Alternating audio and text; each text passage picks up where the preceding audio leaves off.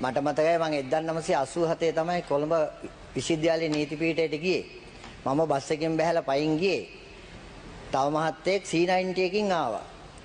හැබැයි ආවට පස්සේ දැන් මේ ගෙවිච්ච කාලයේ ඇතුලේ ඒ මහත්තයා කොහොමද මේ දේපල ටික අත්පත් කරගත්තේ කියන වස්තු සම්භාරය කොහොමද කියන එක බැලුවොත් අන්න මේ පනතේ පළවෙනි වැඩේ හැටියට අන්න ඒක කරගන්න පුළුවන් නම් මේ පනතට යුක්තිය ඉෂ්ට වෙයි කියලා මම විශ්වාස කරනවා.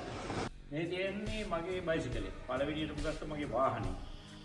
මේක මම කැම්පස් යන කාලේ කැම්පස් ඇත්තරම කැම්පස් එකට යන කොළඹ ඇවිල්ලා ඉස්සෙල්ලාම ගත්තේ මේ බයිසිකලේ තමයි මේ ඉන්ෂුරන්ස් බිස්නස් එකක් කරලා ඒ සල්ලි වලින් ඊට පස්සේ හැම බිස්නස් එකක්ම පටන් ගන්නකොට මට තිබුණේ මේක තමයි ඇත්තරම මේ ඇඩ්වර්ටයිසිං බිස්නස් එක පටන් ගන්නකොට පළවෙනි ක්ලයන්ට් හම්බ වෙන්නත් මේ බයිසිකලේ ගිහිල්ලා තියෙනවා.